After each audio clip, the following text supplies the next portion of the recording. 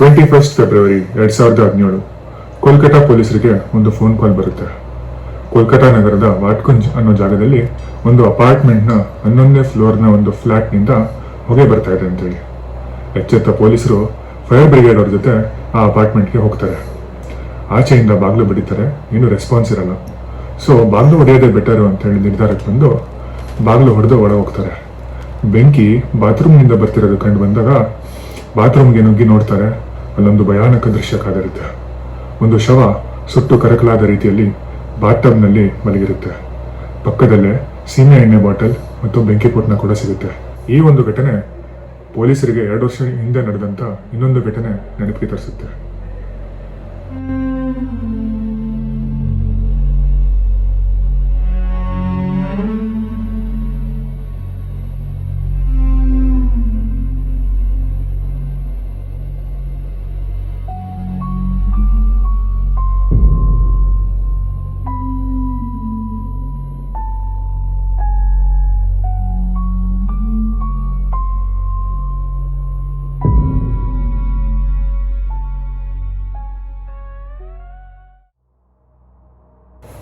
June 2015 Kolkata ನಗರದ 3rd Robinson ಸ್ಟ್ರೀಟ್ನ ಈ ಮನೆ ಚರ್ಚೆ ಎಲ್ಲ ನ್ಯೂಸ್ ಚಾನೆಲ್ಗಳಲ್ಲೂ ಆಗಕ್ಕೆ ಶುರು ಆಗಿರುತ್ತೆ. ಆ ಮನೆ ನೋಡಕ್ಕೆ ಎಲ್ಲ ಕಡೆಯಿಂದ ಜನಸಾಗರ ಬಂದಿರುತ್ತೆ. ದೇಶ ವಿದೇಶಗಳ ಮಟ್ಟಿಗೆ ನ್ಯೂಸ್ ಆಗಿರುತ್ತೆ ಈ ಒಂದು ಮನೆ. ಜನ ಇದನ್ನ ಕೋಲ್ಕತಾ ಹೌಸ್ ಆಫ್ ಹಾರರ್ಸ್ ಅಂತ ಕರೆಯೋಕೆ ಕೂಡ ಶುರು ಮಾಡಿರ್ತಾರೆ. 10 ಜೂನ್ 2015 ರಾಬಿನ್ಸನ್ ಸ್ಟ್ರೀಟ್ನ ಈ ಮನೆಯಿಂದ ಹೊಗೆ ಬರೋಕ್ಕೆ ಶುರು ಆಗುತ್ತೆ. ಇದನ್ನು ನೋಡಿದ ಅಕ್ಕಪಕ್ಕದ ಜನ ಪೊಲೀಸರಿಗೆ ಕಾಲ್ ಮಾಡ್ತಾರೆ. ಪೊಲೀಸ್ ಅವರು ಬಂದು ಮನೆ ಒಳಗಡೆ ನೋಡಿದಾಗ ಮನೆಯ ಮಾಲೀಕರಾದ ಅರಬಿಂದೋ ಡೇ ಬಾತ್ರೂಮ್ನಲ್ಲಿ ಸುಟ್ಟು ಕರಕಲಾದ ಸ್ಥಿತಿಯಲ್ಲಿ ಜೀವವಿಲ್ಲದೆ ಬಿದ್ದಿರ್ತಾರೆ. ಪಕ್ಕದಲ್ಲೇ ಸೀಮೆ ಎಣ್ಣೆ ಬಾಟಲ್, ಬೆಂಕಿ ಪೊಟ್ನ ಮತ್ತೆ ಒಂದು ಲೆಟರ್ ಕೂಡ ಸಿಗುತ್ತೆ. ಆ ಲೆಟರ್ನಲ್ಲಿ ನನ್ನ ಸಾವಿಗೆ ಯಾರೂ ಕಾರಣರಲ್ಲ ಅಂತ ಬರೆದು ಸೂಸೈಡ್ ಮಾಡ್ತಾರೆ. ಪೊಲೀಸರು ಕೂಡ ಇದು ಸೂಸೈಡ್ ಕೇಸ್ ಅಂತಾನೆ ಪರಿಗಣಿಸಿ ಕೇಸ್ ಕ್ಲೋಸ್ ಮಾಡೋಣ ಅಂತ ಹೋಗ್ತಿರ್ಬೇಕಾದ್ರೆ ಅವ್ರಿಗೊಂದು ಡೌಟ್ ಬರುತ್ತೆ. ಈ ಒಂದು ಡೌಟ್ ಇಡೀ ಕೋಲ್ಕಟಾವನ್ನೇ ನಡುಗಿಸುವಂತಹ ಒಂದು ಸತ್ಯ ಹೊರಗೆ ಬರುವಂತೆ ಮಾಡುತ್ತೆ ಮತ್ತು ಈ ಒಂದು ಮನೆಗೆ ಕೋಲ್ಕತಾ ಹೌಸ್ ಆಫ್ ಹಾರರ್ಸ್ ಅನ್ನೋ ಬಿರುದನ್ನು ತಂದುಕೊಡುತ್ತೆ. ಎಲ್ಲದಕ್ಕೂ ಮುಂಚೆ ಯಾರು ಈ ಅರಬಿಂದೋ ಡೇ ಅವರ ಪರಿವಾರದ ಬಗ್ಗೆ ಒಂದು ಬ್ಯಾಕ್ಗ್ರೌಂಡ್ ಕೊಟ್ಬಿಡ್ತೀನಿ. ಈ ಕತೆ ಕೋಲ್ಕತಾದ ಪ್ರಸಿದ್ಧ 3rd ರಾಬಿನ್ಸನ್ ಸ್ಟ್ರೀಟ್ನ ಮನೆಯಲ್ಲಿ ವಾಸವಾಗಿದ್ದ ಅರಬಿಂದೋ ಡೇ ಅವರ ಪರಿವಾರದ್ದು. ಇವರು ಮೂಲತಃ ಕೋಲ್ಕತಾದವರೇ ಆಗಿದ್ರು ಕೂಡ ತುಂಬಾ ಸಮಯ ಬೆಂಗಳೂರಿನಲ್ಲಿ ಕಳೆದಿದ್ರು. ಅವರು ಬೆಂಗಳೂರಿನಲ್ಲಿದ್ದ ಇಂಡಸ್ಟ್ರಿಯಲ್ ಎಕ್ವಿಪ್ಮೆಂಟ್ ತಯಾರಿಸುತ್ತಿದ್ದಂತಹ ಎಲ್ಫರ್ಡ್ ಆಲ್ಬರ್ಟ್ ಎಂಬ ಕಂಪನಿಯಲ್ಲಿ ಡೈರೆಕ್ಟರ್ ಆಗಿ ಕೆಲಸ ಮಾಡ್ತಿದ್ರು. 1989ರಲ್ಲಿ ರಿಟೈರ್ ಆದ ನಂತರ ತಮ್ಮ ಪರಿವಾರದ ಜೊತೆ ವಾಪಸ್ ಅವರ ಬಾಲ್ಯದ ಮನೆಯಾದ 3rd ರಾಬಿನ್ಸನ್ ಸ್ಟ್ರೀಟ್ ಮನೆಗೆ ಬಂದು ನೆಲೆಸಕ್ಕೆ ಶುರು ಮಾಡಿರ್ತಾರೆ. ಅರಬಿಂದೋ ಡೇ ಅವರ ತಂದೆಯವರು 1950ರಲ್ಲಿ 3rd ರಾಬಿನ್ಸನ್ ಸ್ಟ್ರೀಟ್ನಲ್ಲಿ ಒಂದು ದೊಡ್ಡ ಮನೆಯನ್ನು ಕಟ್ಟಿಸಿರ್ತಾರೆ. ತಂದೆಯ ಕಾಲದ ನಂತರ ಅದನ್ನು 2 ಭಾಗವಾಗಿ ಮಾಡಿ ಒಂದು ಭಾಗದಲ್ಲಿ ಅವರ ತಮ್ಮ ಅರುಣ್ ಡೇ ವಾಸಿಸುತ್ತಾರೆ, ಇನ್ನೊಂದು ಭಾಗ ಅರಬಿಂದೋ ಡೇ ಅವರಿಗೆ ದೊರಕಿರುತ್ತೆ. ಅರಬಿಂದೋ ಡೇ ಅವರ ಪರಿವಾರದಲ್ಲಿ ಅವರ ಪತ್ನಿ ಆರ್ತಿ ಜೊತೆಗೆ ಒಬ್ಬ ಮಗ ಮತ್ತು ಒಬ್ಬ ಮಗಳು ಕೂಡ ಇರ್ತಾರೆ. ಅವರೇ ಪಾರ್ಥೋ ಡೇ ಮತ್ತು ದೇವಜಾನಿ. ಈ ಪರಿವಾರ ಆರ್ಥಿಕವಾಗಿ ತುಂಬಾ ಚೆನ್ನಾಗಿದ್ರು. ಮಕ್ಕಳ ವಿದ್ಯಾಭ್ಯಾಸ ಕೂಡ ದೊಡ್ಡ ಶಾಲೆಯಲ್ಲಿ ಮಾಡಿಸಿರ್ತಾರೆ. 12ನೇ ತರಗತಿ ಆದಮೇಲೆ ಇಬ್ಬರು ಮಕ್ಕಳು ಕೂಡ ಕೋಲ್ಕತಾದ ಪ್ರಸಿದ್ಧ ರಾಜಾ ಬರಾಜ್ ಸೈನ್ಸ್ ಕಾಲೇಜಿನಲ್ಲಿ ಸಾಫ್ಟ್ವೇರ್ ಇಂಜಿನಿಯರಿಂಗ್ನಲ್ಲಿ ಬಿಟೆಕ್ ಡಿಗ್ರಿ ಪಡ್ಕೊಂಡಿರ್ತಾರೆ. ಮಗನಾದ ಪಾರ್ಥೋ ಡೇ ಓದುವುದರಲ್ಲಿ ಬಹಳ ಚುರುಕಾಗಿದ್ರು. ಇಂಜಿನಿಯರಿಂಗ್ ಮುಗಿದ ಮೇಲೆ ಪ್ರಸಿದ್ಧ IT ಕಂಪನಿಯಾದ ಇನ್ಫೋಸಿಸ್ನಲ್ಲೇ ಆಯ್ಕೆ ಕೂಡ ಆಗಿರ್ತಾರೆ. ಆ ದಿನಗಳಲ್ಲಿ ಅವರು ಬೆಂಗಳೂರಿನಲ್ಲಿ ಇರ್ತಿದ್ರಂತೆ. ಮುಂದೆ ಕೆಲವು ತಿಂಗಳ ನಂತರ ಅವರ ಟ್ಯಾಲೆಂಟನ್ನು ನೋಡಿ ಕಂಪ್ನಿಯವರು ಅವರಿಗೆ ಪ್ರಮೋಷನ್ ಕೊಟ್ಟು ಅವರನ್ನು ಅಮೆರಿಕಾಗೆ ಕಳಿಸಿರ್ತಾರೆ. ಆದರೆ ಅವರ ತಂಗಿ ದೇವಜಾನಿ ಸಾಫ್ಟ್ವೇರ್ ಇಂಜಿನಿಯರ್ ಆಗಿದ್ರು ಕೂಡ ಅವರಿಗೆ ಮ್ಯೂಸಿಕ್ನಲ್ಲಿ ಬಹಳ ಒಲವಿರುತ್ತೆ. ಅದಕ್ಕಾಗಿ ಅವರು ಬಿಟೆಕ್ ಆದಮೇಲೆ ಮ್ಯೂಸಿಕ್ ಕಲಿಯಲು ನಿರ್ಧರಿಸಿ ಅದರಲ್ಲಿ ಪರಿಣಿತಿಯನ್ನು ಪಡಿತಾರೆ. ಮ್ಯೂಸಿಕ್ನಲ್ಲಿ ಪರಿಣಿತಿ ಪಡೆದ ಮೇಲೆ ದೇವಜಾನಿ ಕೋಲ್ಕತಾದ ಪ್ರಸಿದ್ಧ ಡಾನ್ ಬಾಸ್ಕೋ ಶಾಲೆಯಲ್ಲಿ ಮ್ಯೂಸಿಕ್ ಟೀಚರ್ ಆಗಿ ಕೆಲಸ ನಿರ್ವಹಿಸ್ತಾ ಇರ್ತಾರೆ. ಅಲ್ಲಿವರೆಗೂ ಪರಿವಾರದಲ್ಲಿ ಎಲ್ಲ ಸರಿಯಾಗಿತ್ತು. ಮಗ ಪಾರ್ಥೋ ಡೇ ಅಮೆರಿಕಾದಲ್ಲಿ ಲಕ್ಷ ಸಂಬಳ ಪಡಿತಿದ್ರು. ದೇವಜಾನಿ ಡಾನ್ ಬಾಸ್ಕೋ ಶಾಲೆಯಲ್ಲಿ ಮ್ಯೂಸಿಕ್ ಟೀಚರ್ ಆಗಿದ್ರು. ಅರಬಿಂದೋ ಡೇ ನಿವೃತ್ತಿಯ ನಂತರ ಪತ್ನಿ ಆರ್ತಿ ಮತ್ತು ಮಗಳು ದೇವಜಾನಿ ಜೊತೆ ಸುಖಿ ಜೀವನ ನಡೆಸಿರ್ತಾರೆ. ಹೀಗಿರ್ಬೇಕಾದ್ರೆ ಇದ್ದಕ್ಕಿದ್ದ ಹಾಗೆ ಆರ್ತಿ ಡೇ ಅವರಿಗೆ ಆರೋಗ್ಯ ಏರ್ಪೇರಾಗೋಗುತ್ತೆ. ಚೆಕ್ ಮಾಡಿಸಿದಾಗ ಅವರಿಗೆ ಬ್ರೆಸ್ಟ್ ಕ್ಯಾನ್ಸರ್ ಇದೆ ಅಂತ ಗೊತ್ತಾಗುತ್ತೆ. ಅವರನ್ನು ನಗರದ ದೊಡ್ಡ ಹಾಸ್ಪಿಟಲ್ಗೆ ಸೇರಿಸಿ ಅವರ ಚಿಕಿತ್ಸೆ ಶುರು ಮಾಡ್ತಾರೆ. ಆದರೆ ಅದರಿಂದ ಏನೂ ಉಪಯೋಗ ಆಗಲ್ಲ. ಬ್ರೆಸ್ಟ್ ಕ್ಯಾನ್ಸರ್ ಕೊನೆಯ ಹಂತ ತಲುಪಿರುತ್ತೆ. ಅವರು 2005ರಲ್ಲಿ ಮರಣ ಹೊಂದ್ತಾರೆ. ಸಾವಿನ ಸುದ್ದಿ ಕೇಳ್ತಿದ್ದಂತೆ ಪಾರ್ಥೋ ಡೇ ತಾಯಿಯ ಅಂತ್ಯ ಸಂಸ್ಕಾರಕ್ಕಾಗಿ ಅಮೆರಿಕದಿಂದ ವಾಪಸ್ ಆಗ್ತಾರೆ. ಈ ಒಂದು ಘಟನೆ ಪೂರ್ತಿ ಫ್ಯಾಮಿಲಿನ ಮಾನಸಿಕವಾಗಿ ಕುಗ್ಗಿಸ್ಬಿಟ್ಟಿರುತ್ತೆ. ಹಂಗೆ ದಿನಗಳು ಕಳೀತವೆ. ಪಾರ್ಥೋ ಡೇ ಅಮೆರಿಕಾಗೆ ವಾಪಸ್ ಹೋಗೋ ಸಮಯ ಬಂದೇ ಬಿಡುತ್ತೆ. ಆದರೆ ನಾನು ಭಾರತದಲ್ಲೇ ಇರ್ತೀನಿ ಅಂತ ಹೇಳಿ ಇನ್ಫೋಸಿಸ್ಗೆ ರೆಸಿಗ್ನೇಷನ್ ಕೊಟ್ಟು TCSಗೆ ಕೆಲಸಕ್ಕೆ ಸೇರಿಕೊಂಡು ಕೋಲ್ಕತ್ತಾದಲ್ಲೇ ನೆಲೆಸಕ್ಕೆ ಶುರು ಮಾಡಿರ್ತಾರೆ ಪಾರ್ಥೋ ಡೇ ಅವರು. ಇನ್ನೊಂದು ಕಡೆ ಅವರ ಅಕ್ಕ ದೇವಜಾನಿ ಕೂಡ ಮಾನಸಿಕವಾಗಿ ಬಹಳ ಕುಗ್ಗೋಗಿರ್ತಾರೆ. ಅವರು ಕೂಡ ಸ್ಕೂಲ್ನಲ್ಲಿ ಪಾಠ ಮಾಡೋದನ್ನು ಬಿಟ್ಟು ಮನೆಗೆ ವಾಪಸ್ ಆಗಿರ್ತಾರೆ. ಈಗ ತಂದೆ ಮತ್ತು ಇಬ್ಬರು ಮಕ್ಕಳು ಕೂಡ ಕೋಲ್ಕತ್ತಾದ ರಾಬಿನ್ಸನ್ ಸ್ಟ್ರೀಟ್ನ ಈ ಮನೆಯಲ್ಲೇ ವಾಸಿಸಕ್ಕೆ ಶುರು ಮಾಡಿರ್ತಾರೆ.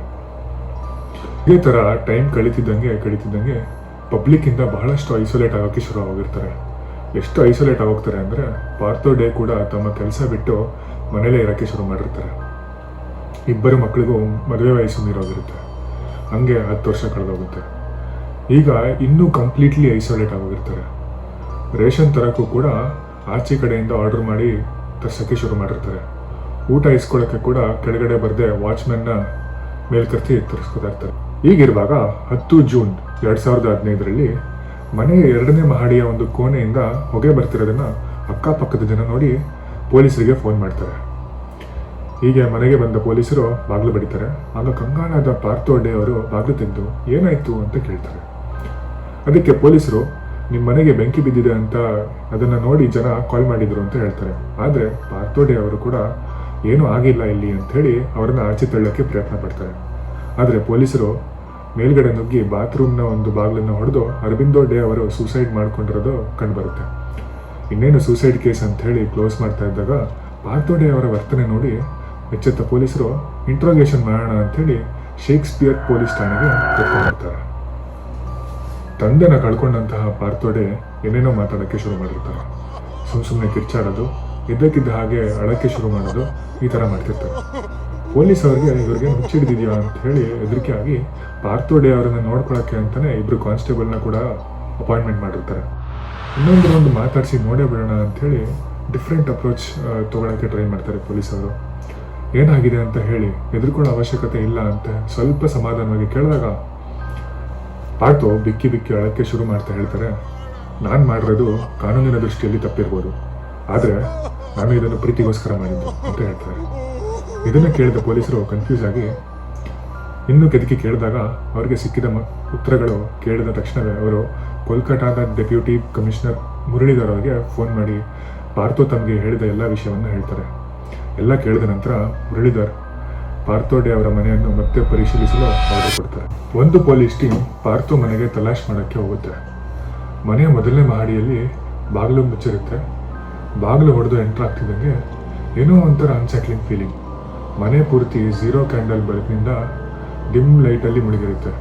ಎಲ್ಲಿ ನೋಡಿದ್ರು ಅಲ್ಲಿ ಪುಸ್ತಕಗಳ ಗುಡ್ಡೆ. ಸಣ್ಣದಾಗಿ ಯಾವುದೋ ಮಂತ್ರೋಪಚಾರ ಸೌಂಡ್ ಕೇಳಿ ಬರ್ತಾ ಇರುತ್ತೆ. ಕಸಗಳೆಲ್ಲ ಅಲ್ಲಲ್ಲೇ ಬಿದ್ದಿರುತ್ತೆ. ಮನೆಯ ಎಲ್ಲ ಮೂಲೆಗಳಲ್ಲೂ ಸ್ಪೀಕರ್ಗಳನ್ನ ಅಳವಡಿಸಲಾಗಿರುತ್ತೆ. ಇವನ್ ಇನ್ ಬಾತ್ರೂಮ್. ಆ ಸ್ಪೀಕರ್ಗಳಿಂದ ಮನೆ ಪೂರ್ತಿ ಮಂತ್ರಗಳ ಸೌಂಡ್ ಲೈಟ್ ವಾಲ್ಯೂಮಲ್ಲಿ ಕೇಳಿ ಬರ್ತಾ ಇರುತ್ತೆ. ನಂತರ ಪಾರ್ಥೋ ಇದ್ದಂತಹ ರೂಮ್ಗೆ ಹೋಗ್ತಾರೆ. ಅಲ್ಲಿ ಅವರು ಸ್ಟೂಲ್ನ ಮೇಲೆ ತಿಂಡಿ ತಿನಿಸು, ಕುಡಿಯೋಕೆ ನೀರಿನ ಬಾಟ್ಲ್ ಇರೋದನ್ನ ಗಮನಿಸ್ತಾರೆ. ಮತ್ತೆ ಹಾಸಿಗೆ ಮೇಲೆ ಯಾರೋ ಬೆಡ್ಶೀಟ್ ಹಾಕೊಂಡು ಮಲಗಿರೋ ಹಾಗೆ ಇರುತ್ತೆ. ಆ ಬೆಡ್ಶೀಟ್ನ ತೆಗೆದು ನೋಡಿದ ಪೊಲೀಸರಿಗೆ ಶಾಕ್ ಆಗಿರುತ್ತೆ. ಅದು ಒಂದು ಮನುಷ್ಯನ ಅಸ್ಥಿಪಂಜರ ಆಗಿರುತ್ತೆ. ಹಂಗೆ ಸುತ್ತಮುತ್ತ ನೋಡಿದಾಗ ಅದೇ ರೀತಿಯಲ್ಲಿ 2 ನಾಯಿ ಅಸ್ಥಿಪಂಜರಗಳು ಕೂಡ ಇರೋದನ್ನು ನೋಡಿ ತಕ್ಷಣವೇ ಆ ರೂಮ್ನ ಸೀಸ್ ಮಾಡಿ ಫಾರೆನ್ಸಿಕ್ ಅವರನ್ನ ಕರೆಸ್ತಾರೆ. ಆ ಮನೆಯಲ್ಲಿ 20,000ಕ್ಕೂ ಹೆಚ್ಚು ಪುಸ್ತಕಗಳು ಸಿಗುತ್ತೆ. ಅದರಲ್ಲಿ ಮೆಜಾರಿಟಿ ಬುಕ್ಸ್ ಆತ್ಮರಹಸ್ಯ, reaching other dimensions, contacting paranormal beings, ಸಾವಿನ ನಂತರದ ಜರ್ನಿ, ಈ ಥರದ ಪುಸ್ತಕಗಳೇ ಇರುತ್ತೆ. ಅದಲ್ಲದೆ 12 ಲ್ಯಾಪ್ಟಾಪ್ಗಳು, ವಿವಿಧ ತರಹದ ಡಿಜಿಟಲ್ ಲೈಟಿಂಗ್ಸ್, ಸೌಂಡ್ ಹೊರಡಿಸೋ ಸ್ಪೀಕರ್ಗಳು, ಸುಮಾರು ಕೈಬರಹದ ಡೈರಿಗಳು ಕೂಡ ಸಿಗುತ್ತೆ. ಆರ್ತಿಯ ಸಾವಿನ ನಂತರ ಈ 3 ಜನ ಒಂಥರ ಮಾನಸಿಕ ಒತ್ತಡಕ್ಕೆ ಒಳಗಾಗಿರ್ತಾರೆ. ಆಗ ಅವರು ಈ ಥರ ಪುಸ್ತಕಗಳನ್ನು ಓದೋಕ್ಕೆ ಶುರು ಮಾಡಿ ಬರೀ ಇದರಲ್ಲೇ ಮುಳುಗೋಗಿ ಅವರು ಹೊರಗಡೆ ಹೋಗೋದಿರಲಿ, ಮನೆಯ ನಾಯಿಗಳನ್ನು ಕೂಡ ಹೊರಗಡೆ ಹೋಗೋಕ್ಕೆ ಬಿಡ್ತಾರಲ್ಲ. ಎಷ್ಟೋ ತಿಂಗಳುಗಳು ಮನೆಯಲ್ಲೇ ಬಂದಿಯಾಗಿರ್ತಾರೆ. ಅಷ್ಟೇ ಅಲ್ಲ, ಮನೆಯಲ್ಲಿ ಒಬ್ರಿಗೊಬ್ರು ಕೂಡ ಮಾತಾಡ್ಕೊಳ್ಳೋದನ್ನ ನಿಲ್ಲಿಸ್ಬಿಟ್ಟಿರ್ತಾರೆ. ಅಷ್ಟು ಐಸೋಲೇಟ್ ಆಗೋಗಿರ್ತಾರೆ. ಏನಾದರೂ ಹೇಳಬೇಕು ಅಂತಂದ್ರೆ ಚಿಟ್ಟಿಗಳ ಮೂಲಕ ಕಾನ್ವರ್ಸೇಷನ್ ಮಾಡ್ತಾ ಇರ್ತಾರೆ. ಯಾಕಂದ್ರೆ ಆಗಸ್ಟ್ 2014ರಲ್ಲಿ 2 ನಾಯಿಗಳು ಕೆಲವೇ ದಿನಗಳ ಅಂತರಗಳಲ್ಲಿ ಸಾವನ್ನಪ್ತವೆ. ಇದನ್ನ ದೇವಜಾನಿ ಅವರಿಗೆ ಅರಗಿಸ್ಕೊಳ್ಳೋಕೆ ಆಗಲ್ಲ. ಇನ್ನೂ ಮಾನಸಿಕವಾಗಿ ಕುಗ್ಗೋಗ್ತಾರೆ. ಅಷ್ಟೇ ಅಲ್ಲ, ಪಾರ್ಥೋ ಡೇ ಅವರಿಗೂ ಕೂಡ ಬಹಳ ಉದಾಸಿಯಾಗಿ ಹೋಗ್ತಾರೆ.